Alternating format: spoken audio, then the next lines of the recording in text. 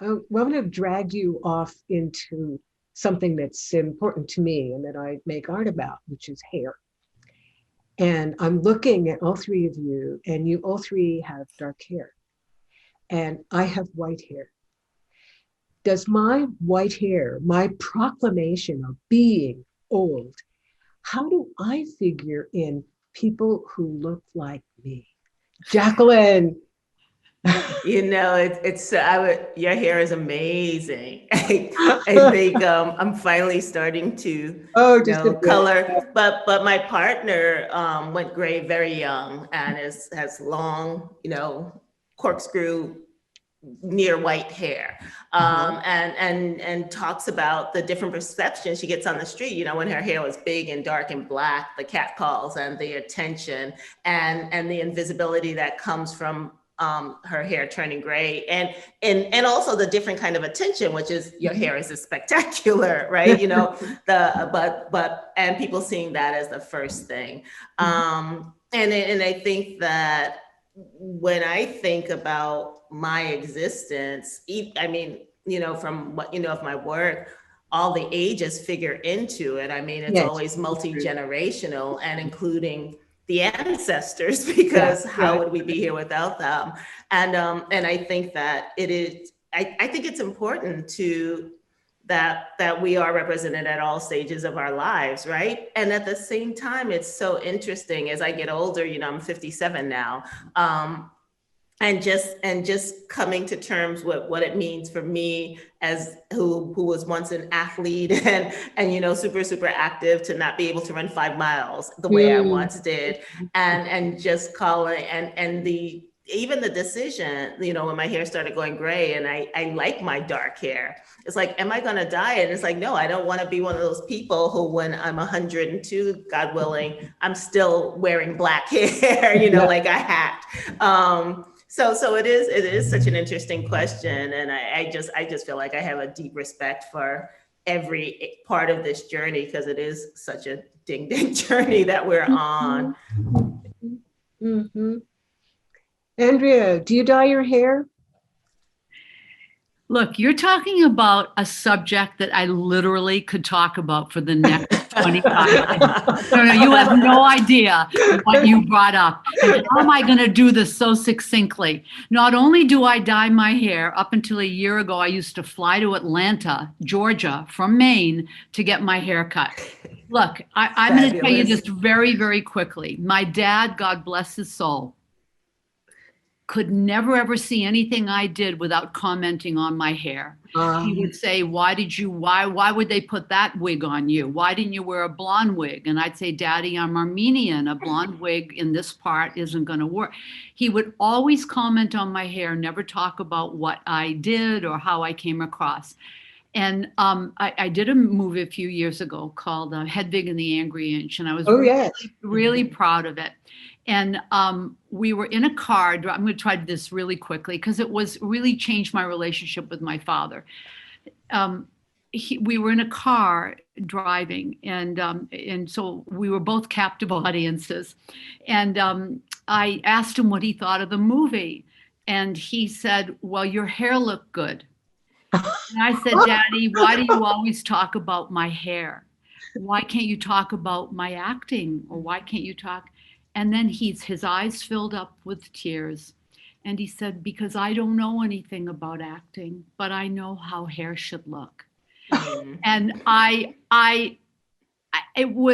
understood the years that he critiqued me, that he really didn't feel like he had any knowledge about acting, but to talk about hair. So not only does the first person I see when I do a play is the wig master, I have it in my contracts that I mean, you have no idea that, and I'm going to be really honest, my hair right now is, yes, of course I dye my hair, and it has no highlights in it. And because I'm so effing vain, I took some concealer under my eyes and I drew on, as you can see Yes. before this, little highlights. Yes. That's brilliant. So That's Yeah. I'm brilliant. Yeah. insane with my hair.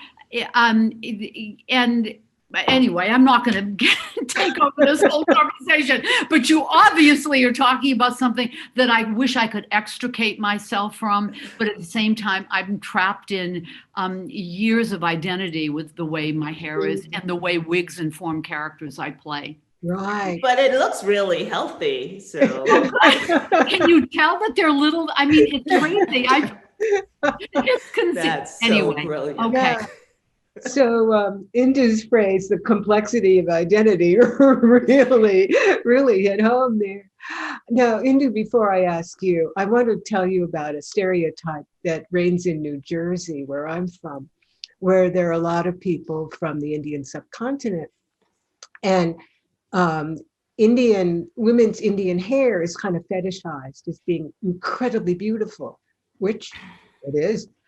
But I remember when I was an undergraduate art student in Mason Gross at Rutgers, I had a sister student who was Indian American, and she hated her hair because of the fetishization.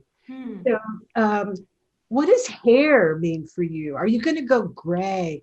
Tell me about your hair in your art. Oh wow, Andrea, I love your hair. I just want to say that. All right, good. Yeah.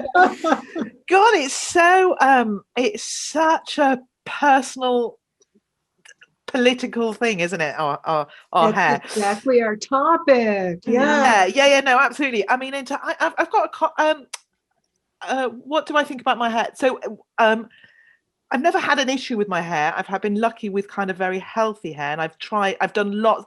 I think what I was really irritated growing up was that I couldn't dye it.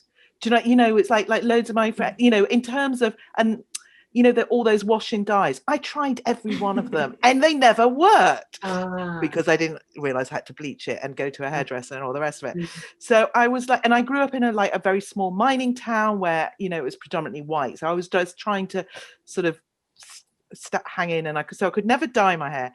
Then when I realized when I realized you have to go to a hairdresser and get bleach and everything, and I went through a phase, I cut off all my hair, went very short, and I realized now it's when I decided to be a director. And I realized, because I used to have long hair, and it was and I wanted to be taken seriously. And I didn't realize that until afterwards. And I remember someone talking to me going, why is it that all the female directors have very short hair? And I was like, no, we haven't. And then I realized, the moment I cut all my hair off was when I had decided that I wanted to try and become a director. So I had very, very short cropped hair. And then I just went through many different phases of trying to dye it. And then I've actually gone very traditional and just grown it. So this is the longest it's been for years. Partly due to lockdown. And not going to a hairdresser.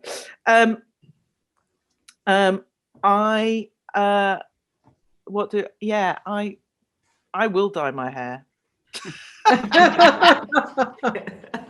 I want to be like you, Nell. I want to be like you, but it's just really kind of scary. So I wish my dad was amazing, because he had jet black hair and he was just grey at the temples, and people thought, I don't know if do you know Grecian 2000? I don't know. It was an advert. Oh yes. Yeah, Cover your bread. And everyone thought my father had dyed his hair. He never had. I'd wished I'd inherited those genes. I don't think I have. Well, can I say one thing sooner or later? Can I say something that I just remembered? Yeah. When I was studying mime with Jacques Lecoq in 1970, and so it was mime, he said, and I've never forgotten it, when you see clowns with different color hair, the one part of your body that informs people looking at you and how you feel about yourself is your hair.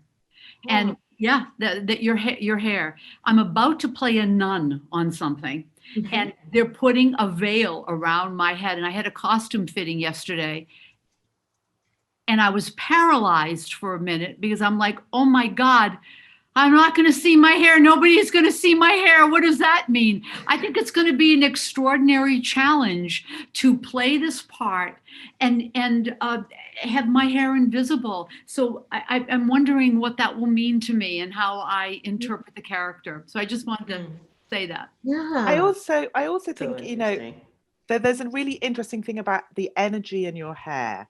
And, you know, like, I mean, we have it in all our mythology with Samson and, Yeah. you know, and, but it's, yeah, what I think again, just very personally, like couple of years ago, I developed a bald patch through stress. And like my hair just fell out, and it was an autoimmune thing, and it ended up being fine. But I didn't realize how much it affected me having this bald patch. And I remember talking to the doctor, and she said, and she'd written a paper about women and their hair, and you know that it's such an emotional, psychological complexity. But I also think it's like, you know, when you get your hair cut and people say they feel lighter or whatever, there's such an energy in your hair that I'm sure, like Andrea and Jacqueline, we could, and you know, we could just talk about this for ages. It is. That's true. great, because It's I've never, you know, nobody has ever brought that up in a conversation. So it's fabulous. And because it must be because you are thinking, Nell, about your own hair and and I'm going to ask you a question. Why did you decide to let yourself go completely gray? How did you feel about that? Well, I've had this hair for like 2 generations now, Oh, for a long time. I'm married to a younger man. And we got married in our 40s, 31 years ago, as the Bank of America so helpfully tells me. And at that time, I did color my gray. I did not straighten my hair. And for some reason, marrying a much younger man, so 4.5 years, made me rethink my own self-fashioning as an older woman. My mother helped a lot. My mother did not cover her gray, and she told me, you have to use this special shampoo so your gray doesn't go yellow. She was very helpful in many, many ways. But I stopped straightening my hair 2 generations ago. And I thought, if I don't straighten my hair, you know, why should I color my hair? So I have experienced it as a real freeing from, you could say freeing from the male gaze, but I think women police each other as much or maybe even more as men when it comes to body.